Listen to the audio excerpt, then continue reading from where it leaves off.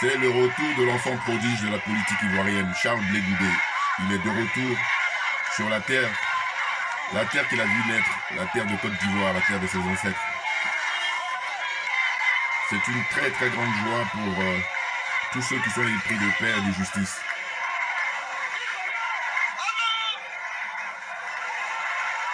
Une très grande joie pour ceux qui sont épris de réconciliation.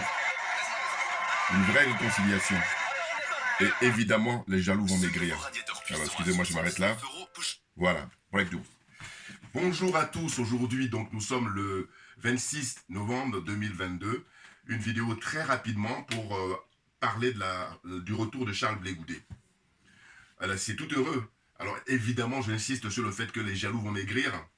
Vous connaissez, hein, c'était, je crois, les refrains des chansons de notre frère Gadji Seli, hein, qui est un ancien grand footballeur et puis qui, au niveau de la musique, a mis aussi la barre très haute. Autant dire qu'il est très, très doué. Bon. Charles Blé Goudé, bon, évidemment, c'était annoncé, hein, donc ça fait depuis le mois de mai, je crois le 30 mai, on lui donne son passeport, et puis là maintenant, le 26 novembre, c'est-à-dire quelques mois plus tard, il rentre enfin au pays. C'est extraordinaire, mais c'est le cas de la Côte d'Ivoire qui est un cas particulier, qui est un cas d'école à étudier. Hein, c'est clair. Alors, je me présente, Joubian, c'est mon surnom sur le net. Je suis accessoirement seulement spécialiste de la France. Je vais donner mon point de vue sur, le retour de Charles Blé Goudé. Je précise que moi, je suis un partisan de Charles Blé Goudé, très clairement. Oui. Parce qu'en réalité, il y en a qui ont tendance à comparer Charles Blé Goudé à Guillaume Soro. On aurait pu les comparer si Guillaume Soro n'avait pas le sang des Africains, des Ivoiriens sur les mains. Charles Blé Goudé, non. Il a été à la CPI, il a été blanchi. Guillaume Soro, on attend qu'il aille aussi devant les tribunaux, que ce soit en Côte d'Ivoire, dans le meilleur des cas, ou à la CPI. Mais en tous les cas, il faut qu'il soit jugé. Vous comprenez? Donc ce qu'on observe, c'est quoi? C'est que il est arrivé, alors il paraît que ça va être discret, mais visiblement non, parce que vous avez vu les images que je vous ai montrées. Alors je pense que ça a été peut-être discret dans le parcours quand il quitte l'aéroport Félix Houphouët-Boigny à Port-Boué, et c'est quand il arrive à Yopougon, parce que je crois que c'est à Yopougon le quartier populaire, la commune la plus peuplée d'Abidjan, le fief même du parti de M. Laurent Gbagbo, hein, les partisans de M. Gbagbo, voilà. Donc, il a été accueilli à l'aéroport par Madame Simone Gbagbo et puis, paraît-il, Afim Guessin également. Mais ça, c'est de la politique. Mais c'est la politique ivoirienne, hein, donc, qui est particulière. Pourquoi? Parce que je fais observer que c'est vraiment une situation assez étrange, puisque M. Charles Blé Goudé arrive au lendemain d'une grande manifestation qui avait été prévue à la veille, c'est-à-dire, il avait été prévu le 20... le 24, que dis-je, le 25, la manif. Qu'est-ce que je raconte encore? Bon, je ne sais plus. Excusez-moi, parce que là, je suis complètement dépassé, là. Je suis dépassé. Donc, Charles Blé Goudé, lui, il rentre le 20... comment dire, on est au combien aujourd'hui? Le 26, hein, c'est ce que je disais. Hein. Donc, voilà, manif, c'est le 25, voilà. Excusez-moi, je suis un peu perdu. Donc, alors, la manif, finalement, ça a l'air d'être un flop. Malheureusement, je dis malheureusement parce qu'en fait... le mot d'ordre, c'était la vie chère. Donc la vie chère du moins, c'est quelque chose qui concerne des millions, pour ne pas dire la très très grosse majorité, hein, des gens qui vivent en Côte d'Ivoire, très clairement. Vous voyez? Parce que je dis, bon, c'est clair que les organisateurs auraient souhaité que ça soit le grand succès. Nous aurions souhaité, moi je ne suis pas organisateur, mais en tous les cas, j'ai mes grands souhaits que ça c'est un grand succès, mais c'est la Côte d'Ivoire, donc c'est particulier. Et puis aussi de dire quoi? De dire que moi j'ai fait des vidéos, si vous regardez mes anciennes vidéos, où j'ai dit la recette. Je me permets, hein, voilà. Et ce que je dis souvent chez nous, le problème c'est que chacun de nous a une énergie qui lui est propre. Charles Blé Goudet a une énergie qui lui est propre. Et là, vous allez constater que, voilà, à son retour, il y a du monde. C'est incroyable. Et encore, il y a du monde, alors que c'est pas la détente. Alors, vous imaginez si c'était la détente. C'est-à-dire que si M. Ouattara jouait franc jeu, là, vous auriez vu le monde qui aurait.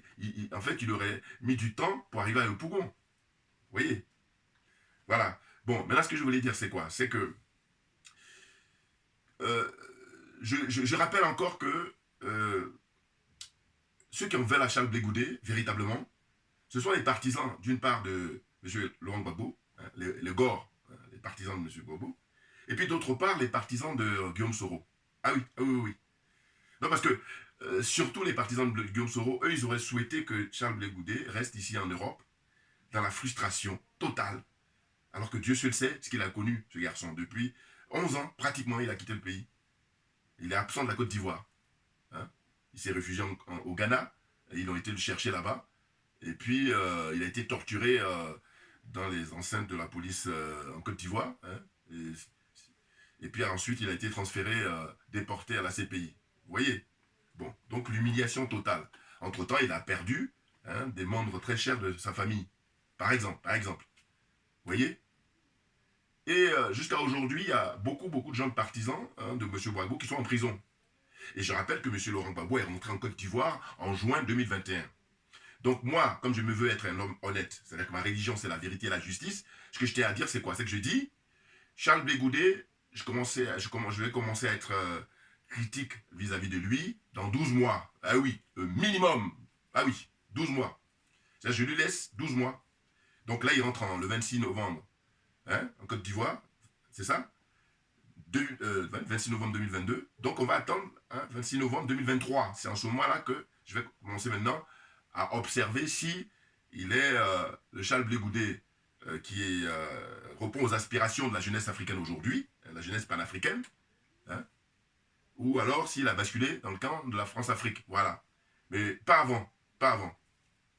Ah oui, c'est très important la précision. Vous savez pourquoi? Parce que, au fond, il y a beaucoup de gens qui, dès lors qu'il a été chercher son passeport, ont estimé que, comme il a dit une phrase comme ça, parce que c'est quelqu'un qui aime beaucoup se plonger dans la tradition africaine, oui, notamment ivoirienne, où il dit, si, il a mis si, hein, il faut reprendre ses propos, si M.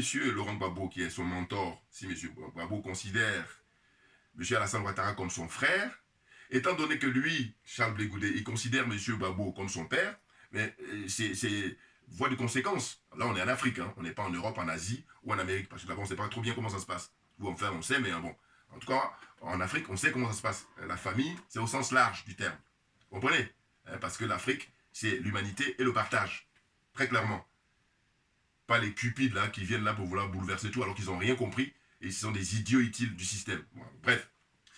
Donc pour poursuivre, je disais que ces partisans de Guillaume Soro en veulent à Charles Blé Goudet simplement parce que il est un homme libre aujourd'hui qui a la chance, qui a cette même, je sais pas si c'est une chance, on va dire, oui, c'est important parce qu'il est vivant, et puis qui a l'opportunité, oui, alors les mots, c'est vrai qu'il faut essayer de vérifier avant de les utiliser, mais là, a priori, on peut le dire, hein, c'est une opportunité comme ça de rentrer, et ce qu'on peut observer aussi, c'est le délai.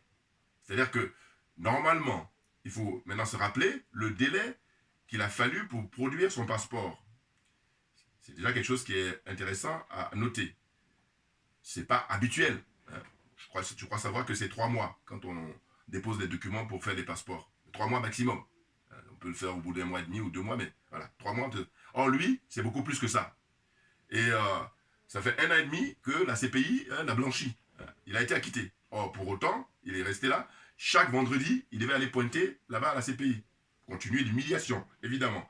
Maintenant, quand je rappelle que le président Laurent Gbagbo lui-même, il est rentré en Côte d'Ivoire depuis juin 2021, bon, le constat qu'on fait, c'est un statu quo.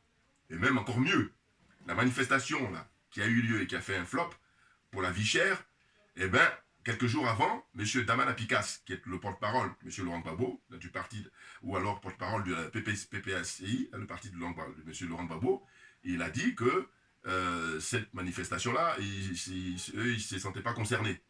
Vous voyez, pourquoi ils ont fait ça? Parce qu'en fait, bien avant, il y a M. Ouattara qui avait dit qu'il tenait pour responsable M. Gbagbo si jamais il y avait quelque chose par rapport à cette manifestation. Donc, du coup, comme c'est des trouillards, oui, c'est ça que. Je suis désolé. Hein. Alors, moi, j'ai toujours envie d'épargner le président Gbagbo, mais sauf qu'à un moment donné, bon, voilà, il doit payer le prix de ces gens qui l'entourent, hein, parce que j'ai toujours que lui, son problème, c'est les gens qui l'entourent. C'est tout. Et puis, ça fait longtemps. Et je rappelle toujours que Charles Onana, journaliste camerounais, il a fait à l'époque une interview où il a bien expliqué. Et je dis, lui, c'est quelqu'un de qualifié là, pour ce sujet-là. Hein. Parce que quand il s'agit du Rwanda, je ne suis pas d'accord avec lui. Voilà. Mais sinon, le sujet de la Côte d'Ivoire, je suis d'accord avec lui. Voilà. Et donc, il a écrit même des bouquins sur l'arrestation de le coup d'État fait par Nicolas Sarkozy vis-à-vis de Laurent Gbagbo. Voilà. Donc, il a bien expliqué. Donc, je dis, c'est quelqu'un qui est qualifié pour ce sujet-là. Je suis d'accord, Voilà. Donc, il a donné une belle interview, hein, très bonne, où il a analysé de manière avec beaucoup de précision, hein, qu'est-ce qu'il a fait? Parce que nous, on demandait, on dit, mais à votre avis, qu'est-ce qui a fait qu'on en est arrivé là? Voilà. Et il a expliqué très clairement que non. Là, M. Gbagbo, il veut, en finir avec la France-Afrique, en finir avec le colonialisme. Bon, mais il se trouve que les gens en face, eux, ils sont blindés, ils sont des professionnels, et ils bossent 24 heures sur 24. Or, ce qu'on a constaté, c'est que ceux qui entourent M. Gbagbo, ben, eux, ils voulaient bosser à temps partiel. Non, mais de quoi?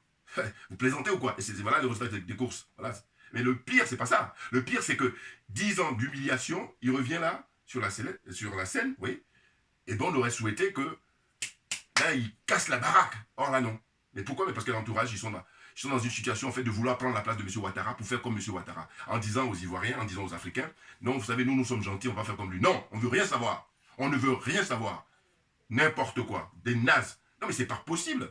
Voilà. Et donc, vous voyez, quand je dis que chacun de nous a une énergie, mais Charles Blé Goudet, vous voyez son énergie. Et en plus, vous savez, on est en Afrique en plus, hein. Il y a des signes qui sont très forts. Là, quand il arrive, la pluie qui tombe, là, quand il est en train de faire les bains de foule dans la voiture, là, hein, il salue la foule. Après, il y a la pluie qui arrive. C'est extraordinaire. Voilà. Oh, je ne me trompe pas. Hein. Je pense qu'en Afrique, c'est la bénédiction, là. Voilà. Oui.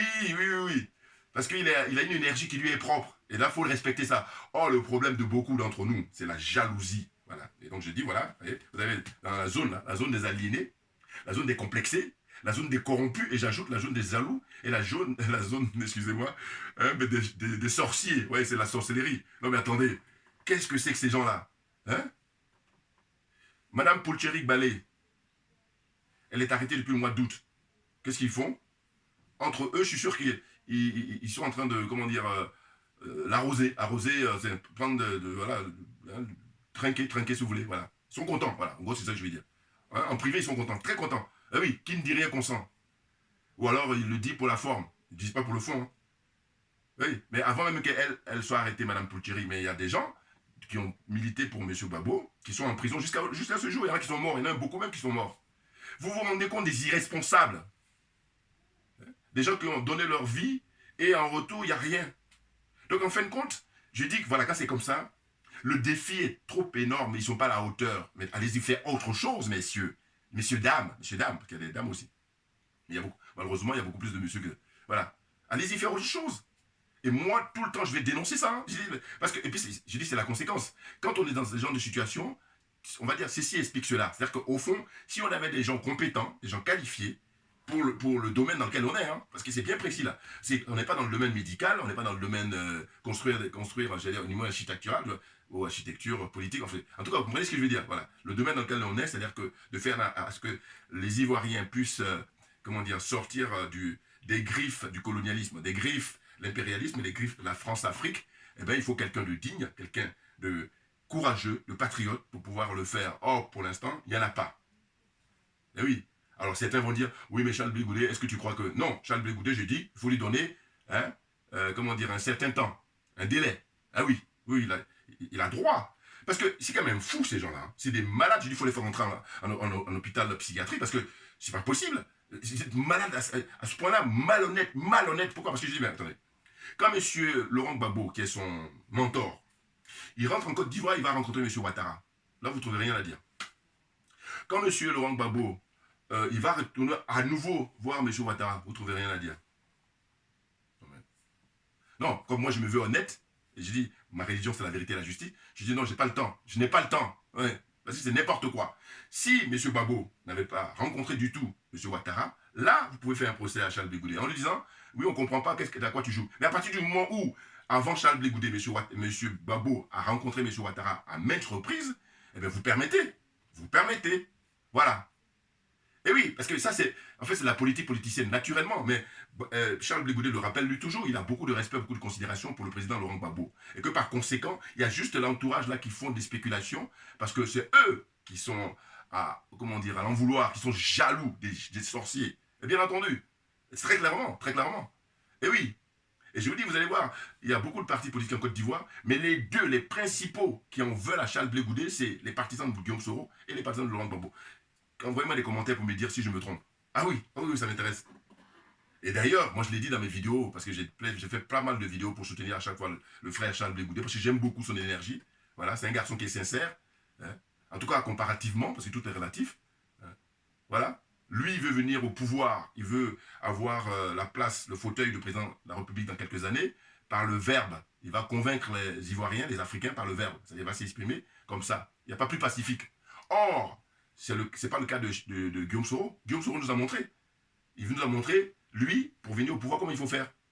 C'est la voie facile, prendre les armes, comme un voyou, un délinquant, un gangster. Voilà, c'est de ça dont il s'agit. Ah oui, il faut planter le décor. Mais je l'ai toujours planté, hein, de toute façon. C'est pas nouveau. Mais ce que je veux dire, c'est que moi, je suis à l'aise parce que je dis, c'est insupportable que ces gens-là soient malhonnêtes à ce point-là et puis veulent perturber les gens. Non mais de quoi? Et d'ailleurs, c'est pour ça que je remercie toujours ceux qui ont inventé Internet. Je dis, ça nous permet à chacun de faire des vidéos pour donner ses points de vue. Et puis, on laisse maintenant l'appréciation aux uns et aux autres. Maintenant, quand les gens sont honnêtes, ils reconnaissent. Là, les arguments, contre-arguments. Les arguments que j'avance, je dis, vous ne pouvez pas demander à Charles Blé Goudé d'être plus royaliste que le roi. Le roi, c'est le président Laurent Gbagbo. Le président Laurent Gbagbo, il a d'une certaine façon fait allégeance à monsieur, comment on appelle ça, Alassane Ouattara. Donc à partir de ce moment-là, permettez que lui, qui est un élève, l'élève de monsieur Gbagbo, puisse dire que voilà, on y va, on y va. Et, oh là, ils disent que non, c'est pas possible. Le président Gbagbo, il a le droit, mais toi, tu n'as pas le droit. Non, mais vous êtes malhonnête. C'est-à-dire que la malhonnêteté à ce niveau-là est tellement élevée que je dis non, il faut les interner, il hein. faut aller voir les cliniques. Donc il faut rentrer en clinique, vous avez besoin d'être soigné là. C'est pas possible, c'est pas possible. N'importe quoi, des nazes. Donc voilà, c'est un plaisir de faire cette vidéo pour donner mon point de vue, pour expliquer que on lui donne le temps, voilà, il va pouvoir aller se recueillir sur la tombe des gens qui lui sont très chers de sa famille, de ses amis, et tout ça, hein, saluer sa famille, et je crois qu'il est prévu dans son village à Ouagayo là-bas, le 3 décembre, voilà. Et il va être évidemment accueilli comme il se doit, hein, un grand prince, hein, l'enfant roi. C'est l'enfant prodige de la politique ivoirienne. Écoutez, moi je pense que dans le domaine politique, euh, c'est-à-dire qu'il y a des gens, si les élections sont organisées avec transparence, sans magouille, vous avez le président Gbagbo qui passe, sans problème. Mais après le président Gbagbo, si les élections sont organisées en transparence, sans magouille, c'est Charles Blé Goudé. Parce que Charles Blé Goudé, il est vraiment l'élève du président Laurent Gbagbo. Et c'est quelque chose qui est naturel. C'est naturel, ça se voit. C'est clair, regardez là. Et là, je vous dis encore une fois, c'est pas parce que c'est l'apparence, alors que si c'était vraiment détendu, que le pays était vraiment détendu, mais là, vous allez voir, il y aurait plus de monde, évidemment, pour l'accueillir. Mais bien entendu, hein, très clairement, ceux qui sont observateurs et qui sont honnêtes, le président Gbagbo, il a ça en lui, son énergie, hein, de l'animal politique, pour sa génération. Mais après lui, mais c'est Charles Blé Goudé. Là encore, Charles Blé Goudé pour sa génération, la nouvelle génération. Voilà. C'est-à-dire que c'est naturel. Popularité comme ça. Et il a des faits d'armes, c'est bien entendu, bien entendu. Et donc, dans le domaine politique, c'est une méga star en Côte d'Ivoire, en Afrique même en général, et en Côte d'Ivoire en particulier. Mais très clairement. Mais ça, c'est le don de la nature. Maintenant, moi, personnellement, ce que je peux lui dire, c'est de faire attention. C'est-à-dire que, évidemment que M. Ouattara l'utilise, mais le jeu de M. Ouattara, mais c'est naturel. C'est pour ça, des fois, il y a des gens qui débarquent dans la politique ou quoi.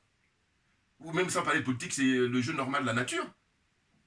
Quand je vous dis que, quand on parle de complot, alors, exemple rapide, mais le complot, je dis, sont inhérents aux relations humaines. C'est-à-dire que tant qu'il y aura les êtres humains qui ont des contacts, des relations, il va y avoir des complots. Ça va avec, voilà, c'est ça.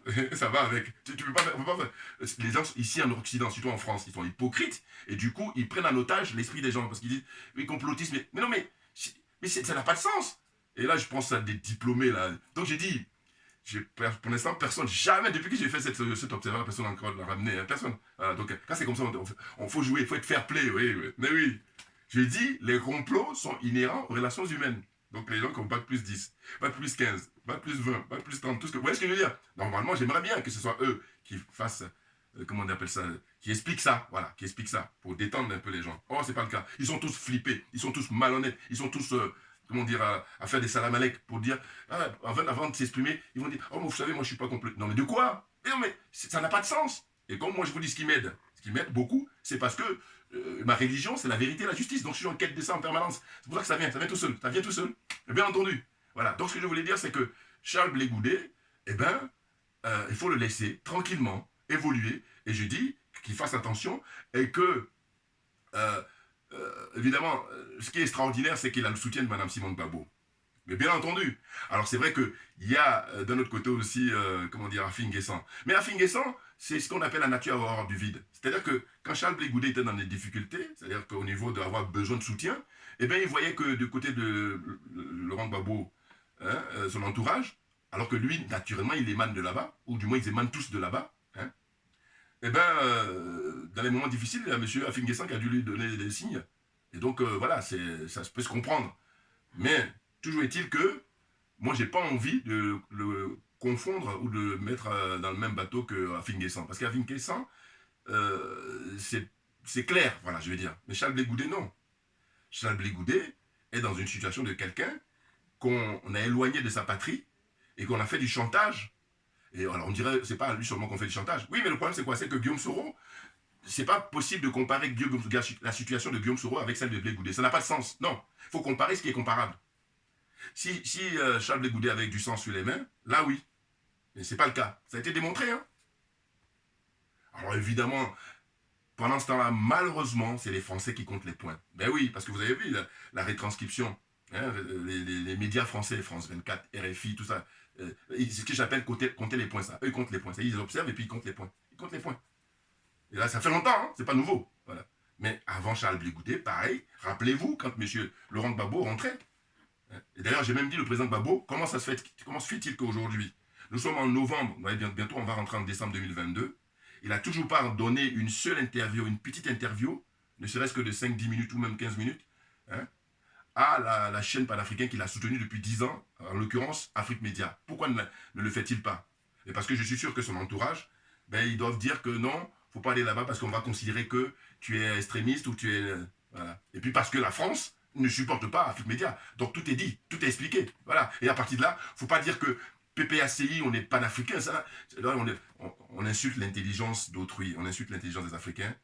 Et moi, je refuse qu'on insulte mon intelligence. C'est pour ça que faire ces vidéos, c'est le minimum, figurez-vous. Et je dis toujours que si j'avais plus de moyens, vous imaginez. Voilà. C'est clair.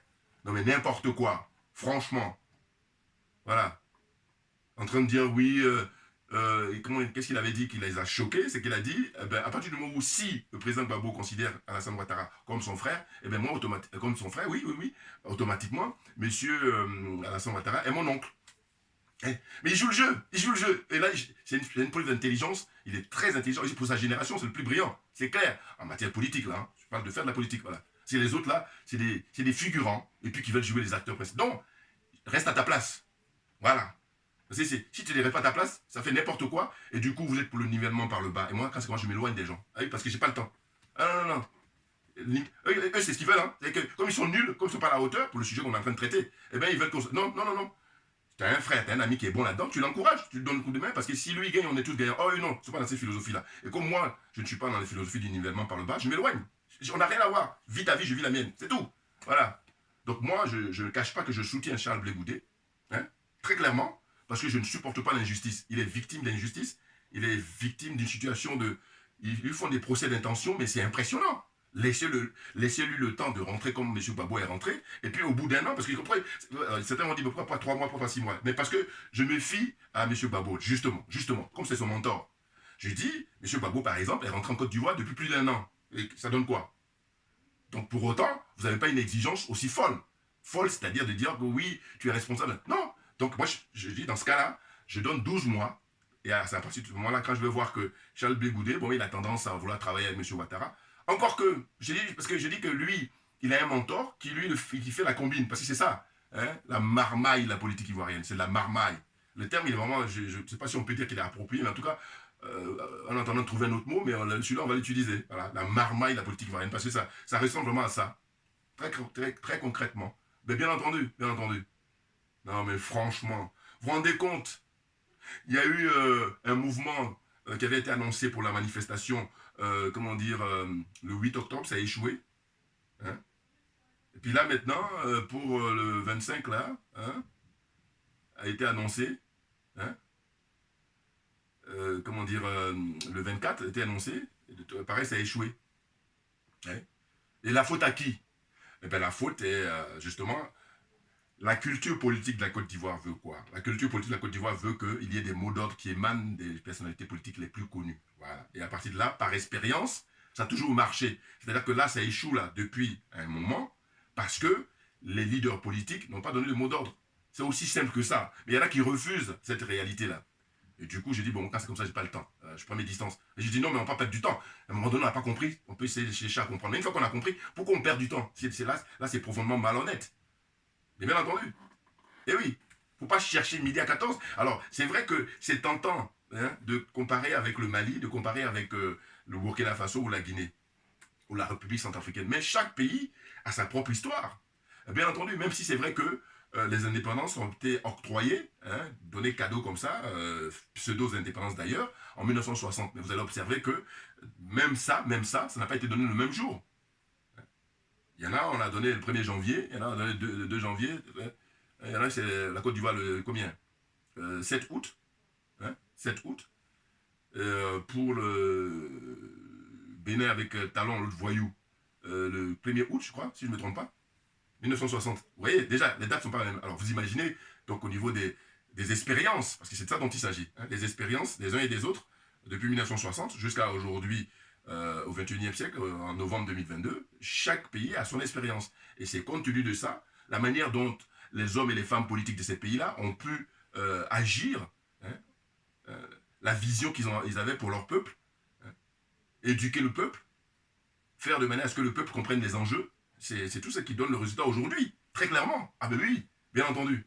Et oui, je dis, notre problème, il ne faut pas chercher à midi à 14. Notre problème, c'est le fait que les gens ne sont pas à leur place. Donc il faut militer massivement, honnêtement, pour que les gens soient à leur place. Parce que quand les gens seront à leur place, vous allez voir qu'on va accélérer le mouvement, mais tout naturellement, tout naturellement. Il n'y a pas photo là-dessus. Très clairement. Vous voyez. Donc là, moi, je suis vraiment content personnellement pour le frère Charles Blé Goudé, que je ne connais pas, hein, je vous tiens à vous rassurer. Enfin, quand je dis rassurer, certains pourraient croire que. Puis si je le connaissais aussi, je l'aurais dit. Hein, parce que quand je dis souvent Kémy, je le connais. Voilà, et lui aussi me connaît. Voilà, parce qu'il y a des gens, des fois vous le connaissez, mais eux, vous ne connaissent pas. Donc Kémy, on se connaît bien. Professeur Gomez, on se connaît. Parce que je dis, je le connais, lui me connaît. Enfin, j'ai dit à des gens que je connais, mais là, pour Charles de Gaulle, on ne se connaît pas du tout. Moi, je le connais, mais lui ne me connaît pas. Au sens où, d'ailleurs, la première fois que je l'ai vu, c'est quand il est venu à Paris, hein, pour son meeting, c'était là-bas à la porte de la Chapelle. Il a fait ça à le comble. C'est un animal politique. C'est la nature qui lui a doté ça. Vous voulez faire quoi? Vous êtes jaloux, vous voulez. Mais ça ne pourra pas marcher. Parce que regardez là, son retour comme ça qui a été fait de manière discrète, mais malgré tout, regardez le monde qu'il y a. Et puis il y a l'eau qui tombe, la pluie qui tombe. Mais la messe est dite. C'est-à-dire que le monsieur, hein, c'est son parcours naturel. Et quand on demande par rapport à tout ce qu'il a pu subir, est-ce que vous êtes capable de pouvoir subir même ne serait-ce que la moitié? Ils vont fuir, ils vont même pas tenir. Voilà, donc fermez-la, cachez-vous. Voilà, fatiguez les gens, perdez le temps des gens. Des sorciers comme ça. Enfin bon, j'espère que je me suis fait comprendre. Donc voilà ce que je voulais dire, et puis de souhaiter en tout cas bon retour au pays. Hein, voilà, et puis les uns et les autres, voilà, réfléchissez pour se dire, ben voilà, c'est vrai qu'on aimerait tellement que ça soit comme au Mali, on aimerait tellement que ça soit comme au Burkina Faso, mais il y a une génération consciente dans ces pays-là, par exemple. Et le problème de la Côte d'Ivoire, ben c'est sa classe politique. Tout simplement, c'est la classe politique. Ils sont tous France-africains. C'est terrible. C'est terrible. Terrible. Ah oui, ils sont France-africains. C'est-à-dire que c'est des militants de la France-Afrique. En termes de rêve, moi ce que je rêve, je vous dis, c'est les militaires en Côte d'Ivoire qui prennent le pouvoir. Mais pour faire l'exemple du Mali. Ils prennent le pouvoir et ils prennent le professeur Mamadou Koulibaly comme Premier ministre. Puis maintenant, Charles Blé Goudé, on lui donne un ministère important, par exemple. Voilà. C'est-à-dire que les militaires prennent des postes clés, et puis la même configuration comme au Mali. Voilà. Ça, je rêve de ça pour la Côte d'Ivoire, mais c'est un rêve. Maintenant, le rêve fait vivre, c'est l'espoir. Mais en tous les cas, si ça arrive, tant mieux, si ça arrive pas, bon. Mais en tout cas, de toute façon, le rêve fait vivre. Voilà. Chacun de nous est libre. Hein. Et puis j'imagine que chacun a son imagination ou son rêve. Très clairement. Voilà. Ah, ben bien entendu. Mais sinon, avec qui Tidiane Thiam, la continuité de Mesouarda. Qui L'autre, j'oublie le nom, l'homme d'affaires. Je citais les noms, mais après, j'oublie même les noms. Parce que bon, là, je n'ai pas noté. Cette fois-ci, je n'ai pas noté de nom et tout. Mais voilà, vous voyez ce que je veux dire? L'homme d'affaires, la métisse qui fait les affaires, et puis qui est PDCI, qui. Non, zéro. Continuité de la Ouattara. Continuité de la France-Afrique. Voilà. Ils sont tous, je veux dire, à de très, très rares exceptions, France-Africains, militants de la France-Afrique. C'est-à-dire que eux, ils ont compris une chose, c'est leur propre business, hein, leur propre personne, et puis leurs amis, leur famille, voilà. Mais les Ivoiriens, le peuple, non, ils en ont rien à foutre. C'est le dernier de leurs soucis. Sinon, on n'en serait pas là. Que quelqu'un qui me dise le contraire. Que quelqu'un me dise le contraire. Donc, fermez-la et puis faites-nous gagner du temps, s'il vous plaît. S'il vous plaît. Voilà. Merci à vous tous pour votre attention. Et on lâche rien, comme j'ai pour habitude de dire, parce que c'est nous qui avons raison. Merci bien. À très bientôt.